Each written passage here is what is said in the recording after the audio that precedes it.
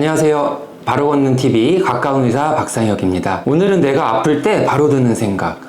어디 가야 하지? 어떤 선생님을 만나야 할까? 이 의문에 도움이 되는 말씀을 드려볼까 합니다. 삶은 건강할 때 아름답습니다. 통증은 삶의 질을 너무나 떨어뜨리기 때문에 내가 아플 때 신뢰할 수 있는 좋은 의사 선생님을 찾는 것이 올바른 통증 치료의 첫걸음입니다. 게다가 만성 통증이라면 어떤 의사를 만나느냐에 따라 치료 성과가 달라질 수 있기 때문에 그 첫 인연을 만드는 것이 매우 중요합니다. 우리도 유튜브를 통해 만나고 있지만 요즘은 이러한 온라인 매체를 통해 좋은 정보를 얻을 수 있죠. 하지만 유튜브의 내용은 평균적인 내용이라 그 내용을 가지고 개별 적용을 했을 때 평균적인 결과를 얻지 못하는 경우도 많습니다. 남에게 맞는 것이 나에게 맞으리라는 보장은 없거든요. 따라서 좋은 의사 선생님을 찾는 방법에 대해 저도 환자 입장에서 생각한 내용을 같이 공유할까 합니다. 첫 번째, 일단 저를 포함한 대부분의 사람의 선택지는 내가 아프면 일단 네이버 지도를 켜죠. 아무래도 접근성이 좋아야 치료받기도 수월합니다. 여러 플랫폼에서 병원을 찾고 리뷰를 찬찬히 살펴보죠. 하지만 이런 검색이 일상화되다 보니 사실 리뷰도 100% 신뢰할 수 없는 시대예요. 좋은 리뷰를 인위적으로 만들어주는 홍보회사도 있고요. 또 안 좋은 리뷰는 신고로 차단해버리기도 하니까요. 그래서 저는 다른 병원 갈 때 리뷰는 한 70%만 믿습니다. 혹은 안 좋은 리뷰가 신고로 차단되어 있는지, 혹은 리뷰의 댓글로 어떠한 응대가 되어 있는지 보면서 병원의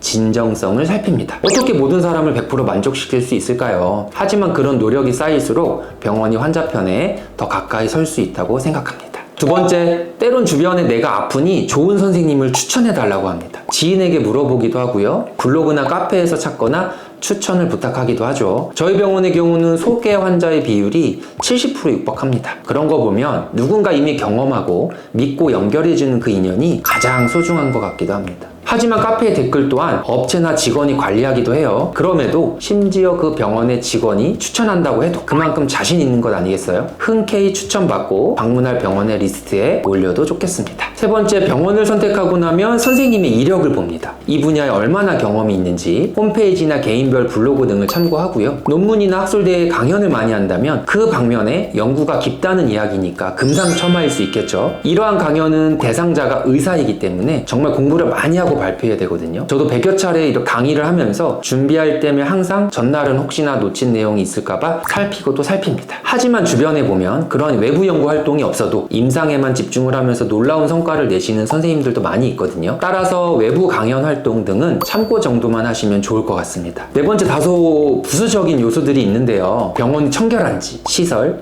대기 시간, 친절함 등이 있을 겁니다. 하지만 요즘 또 더러운 병원 별로 없어요. 시설 대부분 좋은 상태를 유지하고 최신 의료기기도 잘 업그레이드 합니다. 그런데 기기 업그레이드만큼은 원장의 성향을 많이 따라가는 것 같아요. 그냥 처음 상태로 쭉 가지고 가는 경우도 있지만 저 같은 경우는 기기 성능과 다양성에 굉장히 관심이 많거든요. 그래서 새로운 기기나 업그레이드 기기에 대해서는 항상 바로 미리 써보고 좋으면 적용합니다. 단점은 안 써도 될 비용을 쓰는 것 외에는 다 장점 같습니다. 대기 시간은 짧을수록 좋겠지만 우리도 음식점 갈 때 빈 식당 가면 뭔가 아쉽잖아요. 그래서 너무 길어도 문제, 짧아도 문제이긴 한데 그런 것들은 이제 예약제로 운영한다면 그런 고민을 좀 해결할 수 있을 것 같고요. 또 친절함이 참 중요한데 요즘 친절하지 않은 병원 찾기 더 어렵습니다. 하지만 그 친절 가운데서도 진정성 있게 와닿는 그런 경험이 있으실 거예요. 그래서 그런 병원에서 치료받으시는 게 좋겠습니다. 다섯 번째는 치료의 다양성입니다. 통증을 치료하는 데 있어서 왕도는 없습니다. 정답이 없어요. 어떠한 치료 방법이 분명 좋을 수 있지만 완벽할 수 없어요. 병변의 위치나 통증 양상에 따라서 필요한 치료를 적절하게 조합해야 가장 이상적인 완벽한 치료를 할 수 있다고 생각합니다. 호미로 막을 것을 가래로도 막을 수 있거든요. 즉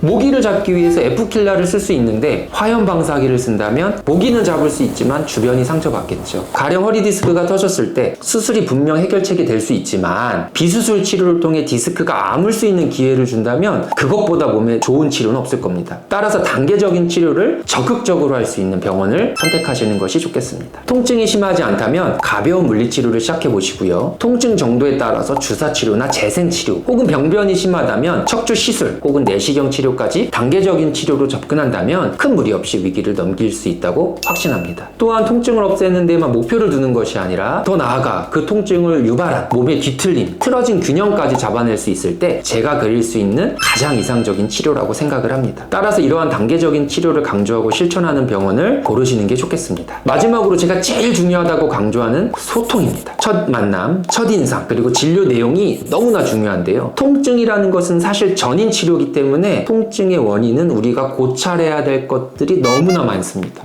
나에게 말할 기회를 얼마나 주고 내 말을 중간에 끊지 않고 어디까지 들어주며 통증과 연계될 수 있는 발끝부터 머리끝까지 불균형 요소를 훑고 명확하게 필요한 검사에 대한 미리 설명, 진행 여부에 대해 동의를 묻고 치료 방향에서 가능한 선택지를 제시하고 때론 확 끌어주고 또 때론 선택의 갈림길에서 고민을 같이 들어주는 그런 선택을 도와주는 의사.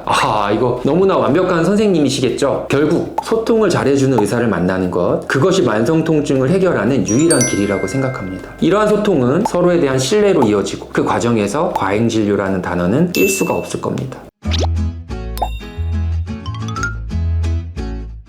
오늘은 좋은 의사를 선택하는 방법에 대해 알아보았습니다. 사실 이 말씀드린 이 내용들이 바로 제가 만들어가고 앞으로 더욱 만들어가고 싶은 이상향의 병원이기도 합니다. 이 영상이 도움이 되셨다면 좋아요와 구독 부탁드립니다. 댓글로 여러분의 경험을 공유해 주시면 다른 분들께도 큰 도움이 될 것 같습니다. 그럼 다음 영상에서 만나요. 지금까지 가까운 의사 박상혁이었습니다.